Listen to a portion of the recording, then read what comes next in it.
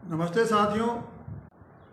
गांव सरकार की 92वीं कड़ी 92 में आज हम आपसे चर्चा करेंगे हाईकोर्ट के उस आदेश का जिसके द्वारा हाईकोर्ट ने कहा है कि 11 अगस्त से 17 अगस्त तक सभी ग्राम पंचायत भवनों पर तिरंगा फहराया जाए। और साथ ही उन्होंने ये भी आदेश किया है कि ये तिरंगा रोज़ ग्राम पंचायत भवन पर क्यों नहीं फहराया जाए, इसके संबंध में राज्य सरकार बता रहा है। और इसके लिए उन्होंने 22 अगस्त को सुनवाई की तारीख निश्चित की है। अब इसके संबंध में मुझे ये कहना है कि ये गांव सरकार का जो हम अभियान हम लोग चला रहे हैं इतने दिनों से, उसकी एक इस दिशा में एक बहुत बड़ी जीत है। और आज उसी में हम चर्चा करेंगे कि ये क्यों एक बड़ी जीत है। और गांव सरकार का जो हम लोग बार बार कहते हैं कि गांव सरकार ही इस देश की पूरी व्यवस्था को बदलेगी, उस संबंध में यह एक हमें महत्वपूर्ण उपलब्धि हम इसको मानते हैं। और मैं बताऊंगा कि कैसे एक बड़ी उपलब्धि ये हम लोगों के लिए है। थोड़ा स्मरण करा दूं कि गांव सरकार के लिए 1 जून 2022 से हम लोगों ने अभियान तो बहुत नहीं चला रहा, लेकिन 1 जून से गांव-गांव में पूर्वांचल के कुछ गांव जिलों में हम लोग गए और वहाँ बलिया, गाजीपुर, आजमगढ़, मऊ, ये 4 ज़िले थे। पूरे जून भर हम लोग गाँव में यहाँ जाके इन ज़िलों में गांव-गांव में हम लोगों ने इस अभियान को कि गांव सरकार बने और उसके अन्न जल अभियान हम चलाते थे। और हम बता चुके हैं आपको कि अन्न जल अभियान क्या है और गांव सरकार का अभियान वो जो चला, इसके बारे में पूर्व की कड़ियों में काफ़ी विस्तार से चर्चा हुई। तो 1 जून से हम लोगों ने शुरू किया था। गांव में ही रहते थे, गांव में ही मीटिंग करते थे। और जब गांव में जो जितनी भी मीटिंग या सभा होती थी, उसके लिए पहले हम लोग क्या करते थे कि घंटा बजाते थे। घंटा क्यों बजाते थे? उसके पीछे ये मंशा थी कि घंटा बजा के हम लोग वहाँ के नागरिकों को, ग्रामीण लोगों को जागृत करते थे कि आप सोए हुए नहीं हैं, अपने अधिकारों के बारे में जानिए। घंटा बजाने के बाद तिरंगा फहराया जाता था, राष्ट्रीय ध्वज। और राष्ट्रीय ध्वज फहराने के बाद उसका राष्ट्रगान होता था। इसके पीछे ये मंशा थी कि राष्ट्र ध्वज जब गांव में फहराया जाएगा, राष्ट्र तिरंगा होगा, तो ये गांव के लोग समझेंगे कि ये तिरंगा जो है कुछ खास विशेषाधिकार के लोगों के लिए नहीं है। अभी तक वो समझते थे कि ये जो तिरंगा है ये सिर्फ मंत्रियों के लिए, प्रधानमंत्री के लिए, राष्ट्रपति के लिए, उपराष्ट्रपति के लिए, सचिवालय पर ठहरने के लिए, राष्ट्रपति भवन पर ठहरने के लिए, संसद भवन पर ठहरने के लिए, विधान भवन पर ठहरने के लिए, इन जगहों पर इन फहराने के लिए जैसे ये झंडा बना हुआ, मतलब विशेषाधिकार जिसके पास है, जिसके पास पद और पोजीशन है, उन्हीं लोगों के लिए झंडा बना हुआ है, उनके फहराया जाए। इस भ्रम को तोड़ने के लिए हम लोगों ने यही बताया कि ये देश आज़ाद है और इस राष्ट्रीय ध्वज पर जितना अधिकार प्रधानमंत्री और राष्ट्रपति का है, उतना ही अधिकार हर नागरिक का है। और हर नागरिक को अधिकार है कि इस तिरंगे को फहराए और इस तिरंगे को जब चाहे तब फहराए, जहाँ चाहे तहाँ फहराए। बस एक ही बात का ध्यान रखना है कि उसको सम्मानपूर्ण ढंग से फहराए। मैंने कहा, बहुत सारे सवाल पूछा कि रात को भी फहरा सकते, हमने कहा दिन रात जब चाहे फहराइए, लेकिन बस सम्मान उसको दीजिए। और सम्मान देने के लिए केंद्र सरकार ने कुछ नियम बना रखे हैं। फ्लैग कोड एक जारी कर रखा है जिसमें बताया गया कि झंडा फहराने समय किन किन सम्मान, किस तरह से सम्मान उसका रखना चाहिए। तो जो बात हम लोग कह रहे थे 1 जून को, जो गांव-गांव में हम लोगों ने ये शुरू किया और 50 गांव में जब हम लोग झंडा फहरा के जनगण अधिनियम अधिनायक का हम लोगों ने राष्ट्रगान किया, भारत माता की जय किया, मातृभूमि की जय किया, तो लोगों में ये समझ में आया कि ये झंडा जो है ये तो एक हमारे सबकी चीज़ है और सबको इसका सम्मान देकर इसका अपने और अपना सम्मान बढ़ाना चाहिए। अब ये जो हम लोगों ने कार्यक्रम शुरू किया, तो लगता है कि ये बात बहुत सरकार को भी समझ में आई, केंद्र सरकार को। निश्चित रूप से इन लोगों ने देखा होगा गांव-गांव में जब ये बात हो रही है और हज़ारों लोगों के साथ लोगों ने झंडा फहराया गांव में, तो उन्हें समझ में आया कि ये तो जैसे हम लोगों ने कहा कि हर गांव में झंडा, तो इन्होंने कहा कि हर घर में झंडा। मतलब इन्होंने उसको थोड़ा सा बदला और इन लोगों ने भी, भारत सरकार ने भी सोचा कि ये तो ये बहुत महत्वपूर्ण बात ये लोग उठा रहे हैं। यद्यपि ये हम नहीं कहते हैं कि हमारे कहने पर वो फहरा रहा है, लेकिन उन्हें समझ में आ गया कि बहुत महत्वपूर्ण बात ये लोग कह रहे हैं और तब उन्होंने ये शुरू किया कि जुलाई में इन्होंने भी शुरू किया कि हर घर तिरंगा की योजना चली। चलिए हमारे बातों से ही, हमारे अभियान से इन्होंने पेड़ा लेकर शुरू किया, तो ये अच्छी बात है, क्योंकि इस तरह से राष्ट्रध्वज के पास सम्मान करने का सबको अधिकार है। तो इन्होंने हर घर घर तिरंगा फहराने की बात शुरू की। तो लेकिन जब मैं वहाँ से आया, सारे गाँव से भ्रमण करने के बाद, दर्जनों मीटिंग करने के बाद, तो मैंने प्रधानमंत्री और मुख्यमंत्री को चिट्ठी लिखा और ये कहते हुए लिखा कि मैं इतने गांव में जाके देख चुका हूँ और लोगों ने हमको ये बताया कि हम लोग तो कुछ जानते ही नहीं है झंडे के बारे में, बस तिरंगा जानते हैं, सुने हैं नाम कभी कभी, ना हम लोग जानते हैं कि कैसे झंडे का क्या तिरंगे का क्या उसका क्या संदेश है, नहीं जानते हैं कभी तिरंगे का क्या किस तरह से फहराना चाहिए, ना हम जानते हैं कि किस तरह से इसको सम्मान देना चाहिए और ये क्या तिरंगा हमारे लिए जीवन में कितना महत्वपूर्ण है, इन बातों की हमको जानकारी नहीं। तो ये सभी लोग कहा था, उन्होंने कहा था आज तक बहुत ये कुछ प्रधानों से भी मैंने पूछा, तो उन लोगों ने कहा कि हम लोग केवल 26 जनवरी और 15 अगस्त को ग्राम पंचायत भवन पर तिरंगा फहराते हैं, अब बाकी तो कभी हम लोगों को फहराते नहीं है तिरंगा। लेकिन उन लोगों को भी अगर झंडे के बारे में जब मैंने पूछा कि उसके क्या इसका संदेश क्या है, क्या आप जानना चाहते हैं, तो उनको कुछ नहीं पता था।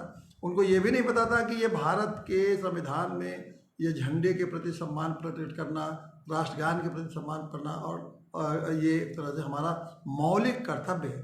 अनुच्छेद 51 क में लिखा हुआ है कि राष्ट्रध्वज का और राष्ट्रगान का सम्मान करना हर नागरिक का मौलिक कर्तव्य, ये भी उनको नहीं पता था। बहुत सारे लोगों का तब हम लोग कभी आज तक झंडा फहराने के उत्सव में कभी शामिल ही नहीं हुए, तो हम लोग क्या जाने। उनको कुछ उसके बारे में कभी उस झंडे की महत्ता को और उसके देश के इतिहास में, इसका देश की आज़ादी की लड़ाई में इसका क्या महत्व है, इस सारी बातों को उनको नहीं जानते थे। ये ठीक है, स्कूलों में जो लोग पढ़ रहे हो थोड़ा बहुत जानते होंगे, लेकिन उन लोगों का कहना था कि हम लोग इसके बारे में नहीं जानते। इसी बातों को जिक्र करते हुए मैंने प्रधानमंत्री को और मुख्यमंत्री उत्तर प्रदेश को लिखा कि ये आप ऐसा इसको चाहिए आपको कि जिस बात को आप कहते हैं कि हर नागरिक का राष्ट्रीय ध्वज को सम्मान करना उनका मौलिक कर्तव्य है, तो जब वो जानेंगे नहीं तो वो राष्ट्रीय सम्मान, उसका सम्मान कैसे राष्ट्रीय ध्वज का करेंगे। तो आप तो उम्मीद करते हैं, आपका संविधान उम्मीद करता है, आप नहीं बल्कि एक संविधान उम्मीद करता है कि हर नागरिक राष्ट्रीय ध्वज का सम्मान करे, तो कम से कम उनके बारे में जानना तो चाहिए, उनको बताना तो चाहिए। तो इसलिए कह रहा कि हमने कहा कि बताने का जो सबसे अच्छा तरीका है कि ये जितने पंचायत के भवन हैं, पंचायत का सचिवालय भवन कहिए या पंचायत भवन कहिए, ग्राम पंचायत भवन, यहाँ रोज़ झंडा फहराया जाए और जब रोज़ झंडा फहराएगा उसको देखेंगे तो उसको समझेंगे और फिर धीरे धीरे उसके बारे में चर्चा करेंगे। जब चर्चा करेंगे तो धीरे धीरे पंचायत के लोग, प्रधान, ग्राम प्रधान या अन्य लोग उसको बारे में उनको समझाएंगे, बताएंगे ये है झंडे का बात, तो फिर वो झंडे का सम्मान करना वो धीरे धीरे उन लोग जान जाएंगे और सीख लेंगे और झंडे का सम्मान करेंगे। और इसे देश के प्रति उस सम्मान, वो हमारा राष्ट्रध्वज जो हमारे एक एक नागरिक, देश के एक एक कण कण में बसा हुआ है, तो उसका उसी तरह से देश में सम्मान हो सकेगा। मैंने लिखा तो मुझे ये बड़ा आश्चर्य हुआ कि न प्रधानमंत्री के यहाँ, जैसे प्रधानमंत्री का जवाब ही आ जाता कि आपका पत्र मिला, इस पर विचार किया जा रहा है, न प्रधानमंत्री ने उस पर लिखा और कुछ जवाब दिया और न मुख्यमंत्री ने जवाब दिया। और जब ये भी मैंने लिखा था कि ये 75वां साल आप मना रहे हैं, अमृत महोत्सव का वर्ष है और इसमें राष्ट्रध्वज के बारे में अगर कुछ जानकारी नहीं आप दे पाएंगे देश के लोगों को, तो एक बड़ा मैं समझता हूँ कि और जो कुछ देना है तो अलग बात है, लेकिन कम से कम राष्ट्रध्वज जिस पर करोड़ों लोगों ने कुर्बानी दी है जिसके लिए, उसका तो कम से कम एहसास करा दीजिए। देश के 1 अरब लोग जो गांव में रहते हैं उनको एहसास करा दीजिए, लेकिन नहीं, किसी ने परवाह नहीं की। मुझे लगता है कि वो जैसे उसको लोगों को बताने से ज़्यादा लोगों को इस बार प्रचार का ज़्यादा लोगों को वास्तव में बताया जाए, इससे ज़्यादा अपना प्रचार करने का ज़्यादा चिंता रहती है राजनीतिक लोगों को। लेकिन ये तो आपने उस पर तो ध्यान नहीं दिया।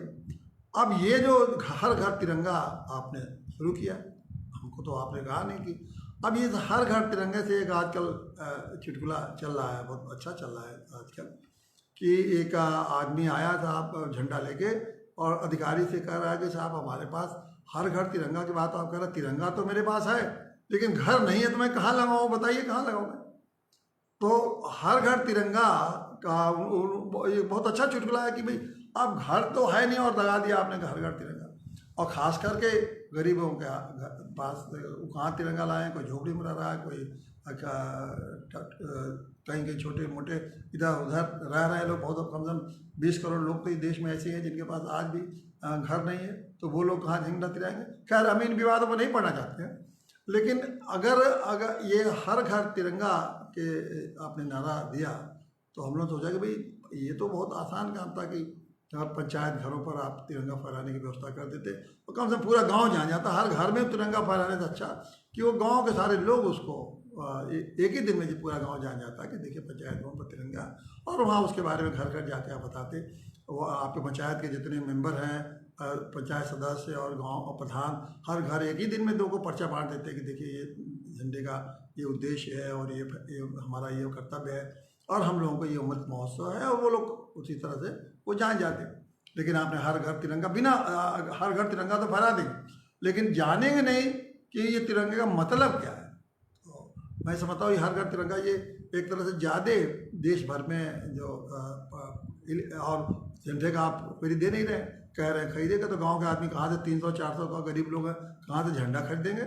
और कुछ लोगों को आप झंडा कुछ कह रहे हैं खरीदिए, तो झंडा खरीदेंगे लोग जो पैसे वाले लोग हैं, जो धनी हैं, जो जिनके पास कोठियाँ हैं, मकान है, बंगले हैं, ये लोग तो शान से लगाएंगे क्योंकि उनको लग रहा है कि हमारा ये अमृत महोत्सव का हम भागीदारी करें। तो एक तरह से ये प्रचार और राजनीतिकरण इसका ज़्यादा हमको लगता है, बशर्ते ये कि वास्तविक रूप से इस देश की जनता को झंडे के साथ जोड़ने का जो उद्देश्य होना चाहिए था ये 75वें साल में, वो हमको नहीं देखा। तो मेरे पास एक ही विकल्प था कि मैं फिर ये न्यायालय में जाऊं, हाई कोर्ट में। मैंने सोचा कि यह विषय अच्छा है जिससे कि हम यह कर सकें कि यार सरकार ने तो हमारी बात नहीं मानी, सरकार को तो ज़्यादा प्रचार पर ध्यान उन्होंने दिया, तो इससे अच्छा है कि हम हाई कोर्ट जाएँ। और हाई कोर्ट में मैंने PIL दाखिल किया। ये PIL मैंने खुद अपने नाम से दाखिल किया, चंद्रभूषण पांडे के नाम से। वैसे तो संगठन के नाम से दाखिल होता रहता है तमाम PIL, लेकिन ये मैंने खुद अपने नाम से दाखिल किया। और अपने नाम से दाखिल करके मैंने यही हाई कोर्ट के सामने ये प्रश्न रखा कि आखिर में जब मौलिक अधिकार की बात आप करते हैं तो मौलिक अधिकार का ये है, मौलिक कर्तव्य मेरा कि आप झंडे का सम्मान करिए। तो झंडा तो बताइए ना कि झंडा कैसा होता है, क्या होता है, क्या उसका संदेश कैसे लगेगा, कैसे क्या करेगा, ये तो हमको बताइए। तो हाईकोर्ट ने इस मामले की सुनवाई 28 जुलाई 2022 को पहली बार सुनवाई की। तो हाईकोर्ट ने कहा कि आप ठीक है, आप माननीय न्यायमूर्ति DK उपाध्याय और माननीय न्यायमूर्ति रजनीश कुमार के बेंच में लगा। उन्होंने कहा कि सरकार से पूछा कि भाई आप इसे बताइए कि ये जो बात कही जा रही है इसमें आपका क्या उत्तर है। तो इन लोगों ने कहा कि हमें समय दिया जाए, तो उनको समय दिया गया 2 दिन का। और फिर ये मामला 1 अगस्त को सुनवाई लखनऊ बेंच में, हाई कोर्ट में, वही उन्हीं माननीय न्यायमूर्तियों के बेंच से। अब वहाँ इन्होंने ये कहा कि हम लोगों ने यह आदेश जारी किया है कि 11 से 17 अगस्त तक सभी व्यक्तिगत लोग घरों पर और सरकारी भवनों पर झंडा फहराए, तो उसमें ग्राम पंचायत भी शामिल है, ये इन्होंने कहा। हाईकोर्ट ने कहा ये बात तो आप ये हम जो अमृत महोत्सव में जो आप प्रचार कर रहे हैं फहराने की, इसकी बात हम नहीं कह रहे हैं। हम ये बताएं पंचायत घर जो है, जैसे आप फहराते हैं राष्ट्रपति भवन पर, प्रधानमंत्री भवन पर, सचिवालय पर, ग्राम सचिव जिले पर, कचहरी में, कलेक्ट्रेट के बिल्डिंग पर फहराते हैं, जेल में फहराते हैं, तमाम जो इम्पोर्टेंट पब्लिक बिल्डिंग में जब आप फहराते हैं, तो ग्राम पंचायतों पर आप क्यों नहीं फहरा रहे हैं? रोज़, जैसे यहाँ तो रोज़ फहराते हैं। और ग्राम पंचायतों को जो है कि ग्राम पंचायतें अब वो ऐसी नहीं है कि वो सामान्य कोई भवन बन गया ग्राम पंचायत और उसका कोई अस्तित्व नहीं है। ग्राम पंचायत भारतीय संविधान में जब से पंचायती राज व्यवस्था 92 में लागू हुआ और पंचायती व्यवस्था को संवैधानिक अधिकार मिल लिया, और ग्राम पंचायतों को ये अधिकार दिया गया कि वो ग्राम पंचायतें वो संविधान के 29 विभाग में उनको वो इंस्टीट्यूशन ऑफ सेल्फ गवर्नमेंट बनकर, जो इंस्टीट्यूशन ऑफ सेल्फ गवर्नमेंट स्वशासी संस्था, संस्था का मतलब सरकार, तो वो भी एक स्वशासी संस्था है और वो अपने उनका एक कार्यालय है, उस कार्यालय में वो बैठ के 29 विभाग जो संविधान ने दिया है उस पर वो कार्रवाई करने का उनको अधिकार मिला हुआ है। उनको गांव की योजना बनाना है, गांव के तमाम विभागों के बारे में उनको कार्रवाई करनी है, वहाँ स्टाफ उनका है। तो ये भी एक पब्लिक का इम्पॉर्टेंट पब्लिक मीटिंग है, तो इस पर आप क्यों नहीं वो झंडा फहराएंगे? जिस तरह से आपके जो विधानसभा है वहाँ में बैठ के आप नियम कानून बनाते हैं और प्रशासन चलाते हैं, उसी तरह गांव के लोग भी गांव स्तर पर अपना नियम कानून उस भवन से बनाएंगे और अपना प्रशासन चलाएंगे। तो जब self government institution of self government है उस भवन, तो उनको आप क्यों नहीं झंडा फहराएंगे? इसके बारे में बताइए। तो वो उन्होंने कहा कि इसके बारे में फिर उन्होंने वही जैसा होता है कि साहब हमें समय दिया जाए 2-3 दिन का समय कि हम इसको जो है इसको भी इंस्टीट्यूशन ऑफ, इसको भी एक इम्पॉर्टेंट पब्लिक बिल्डिंग इसको हम घोषित करें और यहाँ भी झंडा फहराया, ताकि झंडा फहराया जा सके हर रोज़। जहाँ जहाँ जिन इम्पॉर्टेंट पब्लिक बिल्डिंग फहराया जाता है यहाँ भी हर रोज़ झंडा फहराया जाता है। तो न्यायालय ने ये आदेश किया इनको कि ठीक है, आप ये पूरा विस्तृत ये आप निर्णय लेके हमको बताइए कि इस पे इम्पॉर्टेंट पब्लिक बिल्डिंग के रूप में इसको मान्यता देके ग्राम सचिवालय को, ग्राम पंचायत घर को, भवन को, और यहाँ क्यों नहीं झंडा रोज़ फहराया जाए। तो अब मैं और न्यायालय ने ये तो 2-3 दिन का समय मांग रहे थे, लेकिन न्यायालय ने कहा नहीं, इसको ज़्यादा विस्तार से समझ के इसका आप इस आदेश पारित करिए। तो अब मैं समझता हूँ 22 अगस्त को न्यायालय ने डेट निश्चित कर दिया है और 22 अगस्त को मेरा पूरा विश्वास है कि राज्य सरकार इस पूरे संवैधानिक व्यवस्था को, जैसा कि न्यायालय ने अपने आदेश में लिखा भी है कि किस तरह से ग्राम पंचायतें इंस्टीट्यूशन ऑफ सेल्फ गवर्नमेंट के कैटेगरी में आ रही हैं, किस तरह से उनकी बिल्डिंग जो ये है पब्लिक इम्पॉर्टेंट पब्लिक बिल्डिंग है, ये जो जिक्र किया है इन चीज़ों का, तो मैं समझता हूँ कि राज्य सरकार इस 22 तारीख के पहले ही कोई न कोई आदेश जारी कर देगी और जारी करेगा कि यहाँ भी रोज़ झंडा फहराया जाए।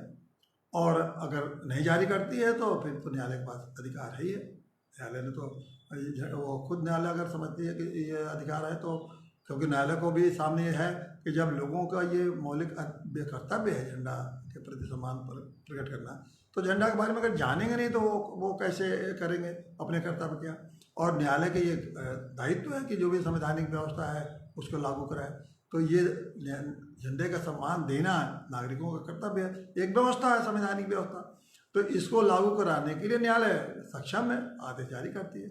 और इसी के तहत उन्होंने सुप्रीम कोर्ट ने एक बार जब ये मुद्दा उठा था तो उन्होंने कहा कि हर सिनेमा घरों में राष्ट्रगान हो और उसके साथ झंडा फहराया जाए। इसका मतलब मकसद था कि ताकि लोग झंडे के प्रति जागरूक हों, जाने लोग। तो ये व्यवस्था मैं समझता हूँ कि अगर सरकार खुद नहीं जारी करती है आदेश, तो न्यायालय इस सुप्रीम कोर्ट के दृष्टांत को ध्यान में रखते हुए खुद न्यायालय आदेश जारी करेगा कि ये एक पब्लिक बिल्डिंग है, वहाँ से इंस्टीट्यूशन ऑफ सेल्फ गवर्नमेंट ग्राम पंचायतें हैं, उसकी ग्राम पंचायत उसकी एक पब्लिक बिल्डिंग है और वहाँ रोज झंडा फहराएगा। तो इसलिए मैं कहता हूँ कि ये हम लोगों की एक विजय है। विजय की दिशा, विजय क्यों है? जब देखिए कि ये हम लोग यही तो कह रहे थे कि पहले लोगों के जो गांव के लोग हैं उन लोगों को एहसास हो कि वो आज़ाद है। अभी क्या है कि गांव के जो लोग समझते हैं ग्राम पंचायती व्यवस्था के बारे में कि प्रधान और सचिव यही ग्राम पंचायत है, मतलब प्रधान और सचिव के अलावा उनको कुछ भी नहीं मालूम है ग्राम पंचायतों के बारे में। और हम लोग जा जाके उनको समझाए कि ग्राम पंचायतें आप समझते एक तरह से जैसे केंद्र सरकार है, राज्य सरकार है, उसी तरह से ग्राम पंचायत भी एक सरकार है और एक व्यवस्था है और ये संवैधानिक व्यवस्था है, इसको कोई ले नहीं सकता। तो लोगों का हम लोग तो पहले सुने ही नहीं थे, समझते ही नहीं थे, जानते ही नहीं थे। तो खैर इसके बारे में मैं विस्तृत चर्चा कई कड़ियों में कर चुका हूँ कि ग्राम पंचायतें किस तरह से गांव सरकार। तो वो ये अब ये धारणा जैसे ग्राम पंचायतों पे झंडा फहरेगा तो ये एक धारणा एकदम से बनेगी कि नहीं, ये तो हम लोग अभी देखते थे कि वहाँ दिल्ली में लोकसभा पर, राष्ट्रपति भवन पर, और यहाँ प्रदेश में यहाँ मुख्यमंत्री के बंगले पर और विधानसभा पर झंडा फहरा, उनको लगेगा कि अरे ये तो हमारे गांव में पंचायत घर पे ये झंडा फहरा है। तो उनके अंदर एक विश्वास जगेगा कि जैसे केंद्र की दिल्ली है, वैसे लखनऊ है, उसी तरह से मेरा गांव है, और ये जो उनका जो सचिवालय है, जैसे मुख्यमंत्री का, जैसे प्रधानमंत्री का सचिवालय, उसी तरह से हमारे गांव के लोगों का भी ये ग्राम पंचायत सचिवालय। तो एक बहुत बड़ा ये उनके वैचारिक परिवर्तन की दिशा में पूरी सोच बदल जाएगी। अभी तक तो उनको था कि बस वही प्रधान जी और सचिव, अब उनको अरे ये तो हमारा ये पूरा पंचायत घर है, पंचायत भवन है, और यहाँ झंडा जगह फहर रहा है, तो ये तो हम लोग सबके एक बहुत बड़े हम लोगों के लिए अधिकार की बात हुई है ना।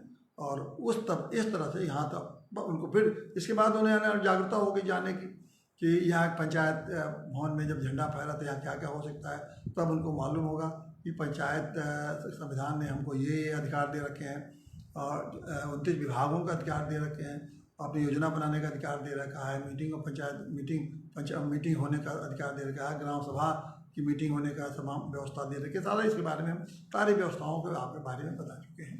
और तो ये उनको एहसास होगा, ये एहसास की ही जरूरत थी, इसीलिए अभी बिल्कुल एहसास ही नहीं था। तो हम लोगों ने ये तोड़ा कि जो समझते थे ग्राम पंचायत सिर्फ ये प्रधान और सचिव मतलब ग्राम पंचायत हैं, वो विचारधारा जो उनकी बन गई थी उसको हम लोगों ने तोड़ा।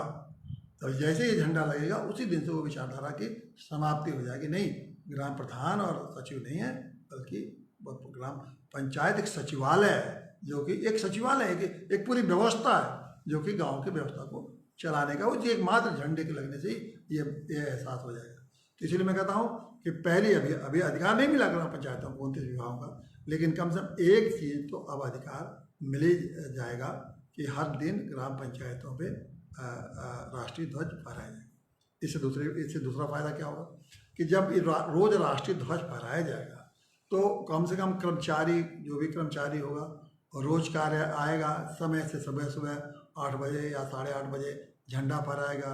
वहाँ जहाँ झंडा फहराएगा वो साफ सफाई करेगा, तो वो सफाई वाले कर्मचारी आएंगे, झंडा फहराएंगे, और निश्चित रूप से वहाँ के जो कर्मचारी हैं, प्रधान है, ये वो लोग निश्चित रूप से कार्यालय में बैठेंगे और एक पूरा एक व्यवस्था अपने आप वहाँ दिखाई देगी। अभी तो मैंने पिछले कड़ियों में बताया कि तमाम ग्राम पंचायत भवन पर गया था, तो कूड़े वहाँ ग्राम पंचायत भवन क्या है, वो कूड़े के अड्डे बने हुए हैं, वहाँ इर्द गिर्द घास लगी हुई है, कोई दरवाज़ा नहीं खुलता है, कहीं सचिवालय वहाँ मतलब दुर्व्यवस्था का मतलब सारा वहाँ हम लोग देख के आए, जिसका कि हम चर्चा पहले कर चुके। अब जैसे ही झंडा लगेगा तो अगर ये दुर्व्यवस्था रखेंगे तो फिर झंडे का सम्मान नहीं होगा। जब झंडे का सम्मान नहीं होगा तो फिर आपको सजा, झंडा का सम्मान न करने पर 3 साल की सजा है, ये भी जान ले लो। तो जैसे अगर गांव पंचायतों पर झंडा अपमानजनक ढंग से वहाँ रहेगा तो जो लोग प्रधान हैं, उनके जो कर्मचारी हैं, उनके खिलाफ मुकदमा दर्ज होगा और 3 साल की सजा होगी। तो इसलिए इनको मजबूरन ग्राम पंचायत भवन पर सम्मानपूर्ण ढंग से झंडा लगाना पड़ेगा, और लगाना पड़ेगा तो फिर वो गांव पंचायत का जो गांव है तो उसकी एक नए ढंग से एक व्यवस्था अपने आप धीरे धीरे एक के बाद एक बनती चली जाएगी।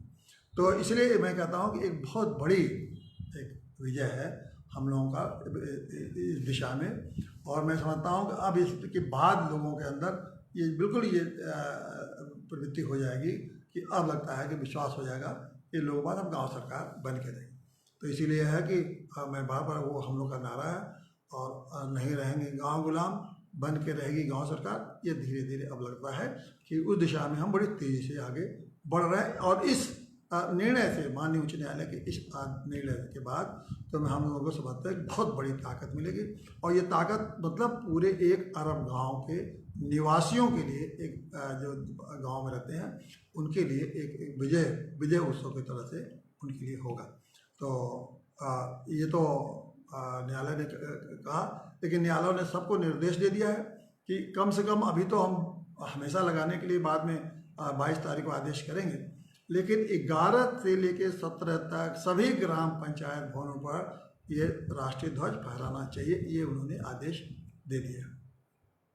तो इसलिए ये हम सभी साथियों से कह रहे हैं कि अब तो 11 से 17 तक न्यायालय के आदेश से हर जगह गण झंडा ग्राम पंचायत भवनों पर फहरेगा। तो हमारे जितने साथी हैं और हमारे जो प्रधान साथी हैं, सभी से मैं कहूँगा कि आप लोग 11 से 17 तक झंडा फहराइए। और जो लोग जिन ग्राम पंचायतों में, जो हमारे भारत परिषद के, नैतिक पार्टी के, प्रधान संगठन के जो साथी हैं, जाके प्रधानों को बतावें कि भाई आप लोग 11 से 17 फहराना है।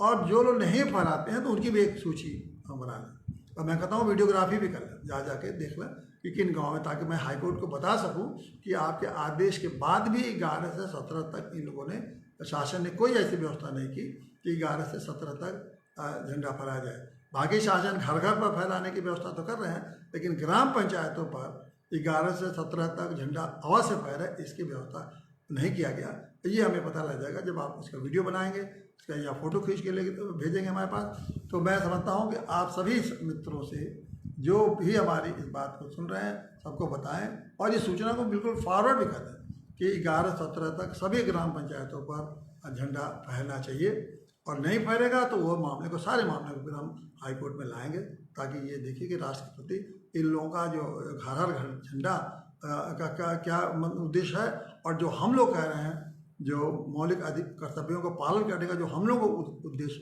पूरा करना चाहते हैं, दोनों में कितना फ़र्क है। और ये लोग प्रचार के लिए कर रहे हैं, और जबकि हम लोग वास्तविक लोगों के जो मौलिक कर्तव्य हैं वो कैसे निर्वाह, उसके लिए हमारा प्रयास कर रहे हैं। तो इसको ज़रूर मैं कहूँगा कि 11-17 तक सब जगह पहले तो आप प्रधानों को बता दीजिए, मोटिवेट करिए, लोगों को बताइए कि भाई आप लोग फहराइए। और अगर नहीं आप लोग फहराएंगे तो हम इस मामले को हम लोग आगे हाई कोर्ट के तक ले जाएंगे कि आप लोगों ने न्यायालय के आदेश की अवमानना की। न्यायालय ने सबको आदेश दिया है, पूरे प्रदेश के लिए नहीं तो लागू होगा। तो इसीलिए सभी प्रधान जो लोग इस झंडा को 11-17 तक नहीं फहराएंगे, वो मान के चलिए कि वो न्यायालय का अवमानना करते हैं। और हम लोग उस मामले को लाएंगे न्यायालय में, और न्यायालय में लाएंगे उनके खिलाफ हो सकता है कि अवमानना का कार्रवाई भी हम लोग करा में उसके लिए मुकदमा करें कि भाई इन लोगों ने आदेश के बावजूद भी अवमानना के लिए किया है। और उसमें केवल ग्राम पंचायत के प्रधान ही नहीं फंसेंगे, उसमें जो गवर्नमेंट के लोग हैं, प्रमुख सचिव और डायरेक्टर पंचायती राज, उन्होंने पक्ष बनाए, डायरेक्टर पंचायत राज, प्रमुख सचिव पंचायती राज, सारे लोग उसमें बने हैं। तो अगर ये लोग उसमें नहीं करेंगे तो इन लोगों के खिलाफ हम लोग निश्चित रूप से मानहानि के दावा भी कर सकते हैं। हमारी यही कोशिश है कि मानहानि के दावा न करना पड़े, बल्कि हर गांव में 11 से 17 तक फैले। अब मैं इस बारे में एक बात और जरूर मैं आपसे बताना चाहूँगा कि देखिए, गांव ये तो मौलिक कर्तव्य है और सम्मान करना, और सम्मान करने के लिए एक फ्लैग कोड है, और उसमें बताया गया कि कैसे झंडा का फहराया जाता है, उसका पालन करना चाहिए। क्योंकि मेन उद्देश्य हमारा है कि हमारे ये झंडा जो है हमारे भारत के स्वाभिमान का प्रतीक है, हमारे राष्ट्र प्रेम का प्रतीक है, हमारे राष्ट्रीय एकता अखंडता का प्रतीक है। और सबसे बड़ी बात यह है कि हमारा खुद का स्वाभिमान है, क्योंकि राष्ट्र के प्रेम, राष्ट्रीय सम्मान और राष्ट्र अखंडता के साथ ही हमारा सम्मान जुड़ा हुआ है। हमारा भारत देश सम्मानित रहेगा तो हम आप स्वतः सम्मानित रहेंगे। तो हमारा सम्मान और देश का सम्मान कोई अलग सम्मान नहीं है। ये बात मैंने हाईकोर्ट में भी रखा कि भारत संविधान के अनुच्छेद 21 में हर नागरिक को अधिकार है सम्मान से जीने का। तो हमारा सम्मान की रक्षा हमारा वही देश ही करता है, और देश, इसीलिए हमारा सम्मान और देश का सम्मान अलग नहीं है। तो जब राष्ट्र का सम्मान रहेगा तो हमारा सम्मान रहेगा, हमारा सम्मान रहेगा तो राष्ट्र का सम्मान। तो जो अनुच्छेद 21 है, जो जीने के सम्मानित ढंग से जीने का अधिकार देता है, वो दोनों के अधिकारों को जुड़ा हुआ है। उससे देश का भी अधिकार जुड़ा हुआ है, देश का सम्मान और नागरिक का सम्मान। तो नागरिक और देश का सम्मान अलग अलग नहीं है। ये बात मैंने हाईकोर्ट में उठाया, और इस बात को बड़े महत्व से, बड़ी गंभीरता से इसकी बात सुनी गई। और तो इसलिए, और झंडा जो है वो देश का हमारे प्रतीक है, सम्मान का प्रतीक है। तो देखिए, झंडा का सम्मान मतलब देश का सम्मान, देश का सम्मान मतलब नागरिकों का सम्मान। तो तीनों चीज़, राष्ट्र का सम्मान, झंडे का सम्मान, राष्ट्र का सम्मान और देश नागरिक सम्मान, तीनों एक ही चीज़ है। और अगर तीनों की रक्षा करना हमारा सबका मिलकर ड्यूटी है। और चूँकि संविधान की में की व्यवस्था है, और संविधान की रक्षा करना उच्च न्यायालय का, सुप्रीम कोर्ट का कर्तव्य है। तो निश्चित रूप से वो उच्च न्यायालय इस बात को गंभीरता से लेगा और ले रहा है और आदेश कर रहा है। अब मैं आपको, लेकिन फिर भी मैं, बहुत सारे लोग जो झंडे के बारे में, उसका जो क्या महत्व है, वो क्या दिखाता है, झंडा अगर फहर रहा है तो उसमें क्या संदेश है, नहीं जानते हैं। तो मैं आपको थोड़ा सा इसको बताना जरूर समझूंगा कि क्योंकि अगर झंडा फहराया जा रहा है गांव गांव में, तो जानिए कि उसका मतलब संदेश भी क्या है। तो पहला तो यह है कि जो उसके झंडे के रंग जानिए। झंडे के रंग के ऊपर क्या है, ये जान लीजिए कि हर आदमी आसपास जान लीजिए कि झंडा जब भी फहराया जाए तो ऊपर होना चाहिए केसरिया रंग, और झंडा नीचे जो है ये हरा रंग और बीच में सफ़ेद। तो ये हमेशा ये नहीं कि हरा ऊपर कर दीजिए और केसरिया नहीं, जब भी झंडा फहराएं तो ऊपर वाला रंग जो है वो केसरिया रंग ऊपर रहेगा और उसके बाद हरा रंग नीचे रहेगा और बीच में तो सफ़ेद है और उसमें चक्र है। अब ये केसरिया रंग जो है वो क्या इंगित करता है, वो केसरिया रंग हमारे देश की जो परंपरा है उसका जो साहस, परंपरा और साहस जो उसका इंगित करता है कि हम भारत के लोग ये कितने साहसी हैं, उनके अंदर कितनी ऊर्जा है, ये इंगित करता है। और कितने ये लोग इनके अंदर उत्साह है, जोश है, ये सब समझ लीजिए कि वो हमारे एक साहस के साथ जुड़ी हुई तमाम चीज़ें जो जुड़ी हुई हैं साहस के साथ, वो इंगित करता है। और हरा झंडा क्या इंगित करता है, हरा झंडा हमारी प्रॉस्पेरिटी, हमारी संपन्नता, कि हमारे संपन्न हैं, हमारे संपन्नता का दूत है हरे रंग। और सफ़ेद क्या है, सफ़ेद हमारी शांति का, सफ़ेद रंग बिल्कुल शांति का प्रतीक है। और ये चक्र जो है, ये चक्र अशोक चक्र का से लिया गया है और उस अशोक चक्र में आप नीले रंग से वो बना रहता है, सफ़ेद पर नीले रंग से वो अशोक चक्र है। और ध्यान देने की बात है कि उस अशोक चक्र में शायद आपने कभी ध्यान नहीं दिया, तो 24 तीलियाँ हैं, 24 तीलियाँ। अब इस पर आप कभी ध्यान गिनिए और गिन भी लीजिएगा 24 तीलियाँ। अब आप ये समझेंगे कि अशोक चक्र में 24 तीलियाँ क्यों हैं। 24 तीलियाँ का मतलब है कि वो एक तरह से 24 घंटे, वो 24 घंटे को दर्शाता है। 24 घंटे तीलियाँ में 24 घंटे। और चक्र क्यों दिखाया गया, चक्र का मतलब ये है कि जीवन जो है 24 घंटा चलता रहता है, स्थिर नहीं है, गतिमान है।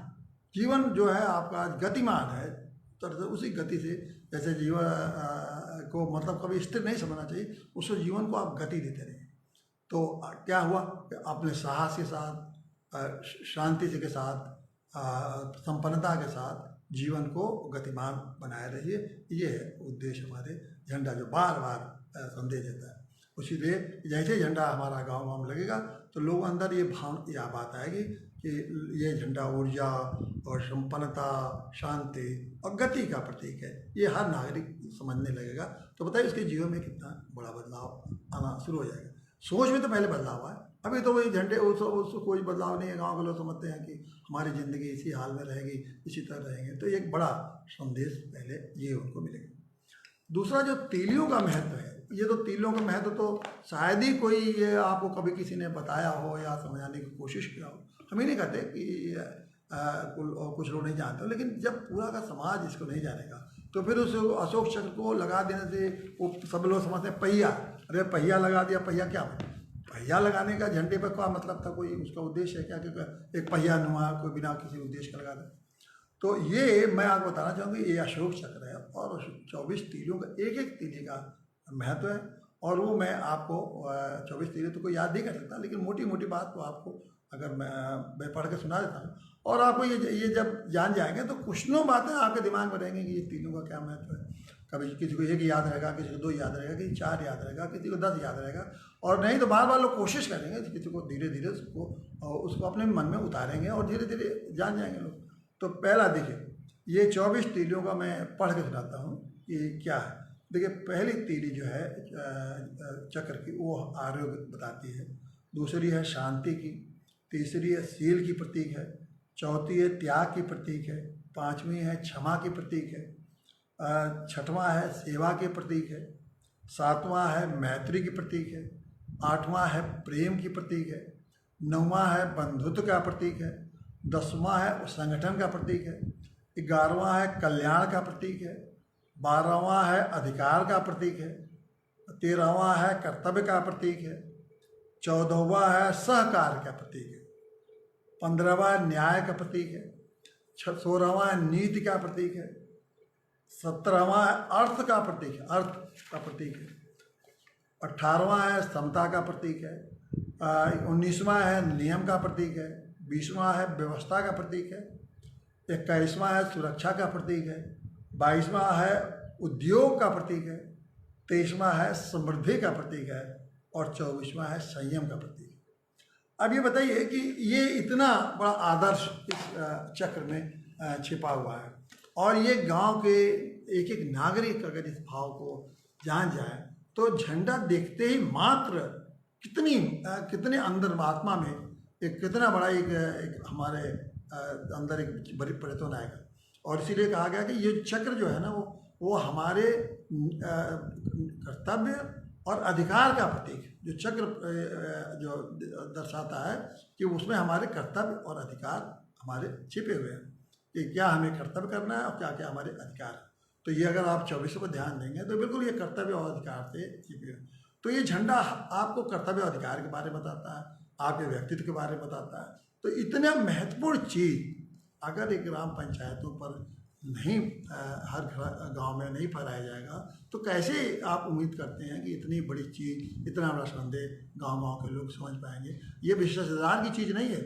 मैंने न्यायालय में इस बात को कहा कि साहब ये झंडा राष्ट्रध्वज ये दिमाग से बिल्कुल निकाल दीजिए कि ये नेता मंत्रियों अधिकारियों और लोगों के कलेक्टर और डीएम और एसपी के लिए विशेषाधिकार की चीज़ है। ये बिल्कुल विशेषाधिकार की नहीं, ये हर नागरिक का अपना झंडा है, वो उसका है और उसको सारे उससे जिस तरह से वो प्रधानमंत्री का झंडा है उसी तरह से एक गांव के सबसे गरीब और एकदम से जिसके पास कुछ भी नहीं उसका भी है, और वो भी उसके प्रति भी उसी तरह से झंडे के आपका दायित्व है कि उसको झंडे के बारे में उसी तरह से बताएं। तो ये इस बात को समझना चाहिए। और जिस दिशा में हम लोगों ने न्यायालय ने मैं न्यायालय को धन्यवाद देता हूँ कि न्यायालय ने हस्तक्षेप करके हम लोगों को एक बहुत बड़ी दिशा में हमारे अभियान को एक उन्होंने ये दिलाई है। तो अब मैं ये आज का एक बात बताऊं कि कल 8 अगस्त है, स्थापना दिवस है, और स्थापना दिवस पे भारत परिषद का स्थापना दिवस है, और हम लोग इस बार 8 अगस्त को भारत परिषद का स्थापना दिवस बरेली में कर रहे हैं 11 से 5 बजे तक। और मैं समझता हूँ कि स्थापना दिवस में ये भी इस बार फिर वही हम लोगों ने गांव सरकार और अन्य जल संकल्प अभियान का मुद्दा रखा है कि कैसे अन्य जल अभियान करके गांव सरकार को बनवाने में हम लोग अधिक से अधिक तेजी लाएं। और वहाँ भी एक हम लोग का ये आह्वान किया है कि नहीं रहेंगे गांव गुलाम, बन के रहेगी गांव सरकार। धन्यवाद साथियों, बहुत बहुत शुभकामनाएं। और मैं समझता हूँ कि इस 11 से 17 तक झंडा के फहराने में आप लोग हर तरह से सक्रिय हो जाइए। बहुत बहुत धन्यवाद।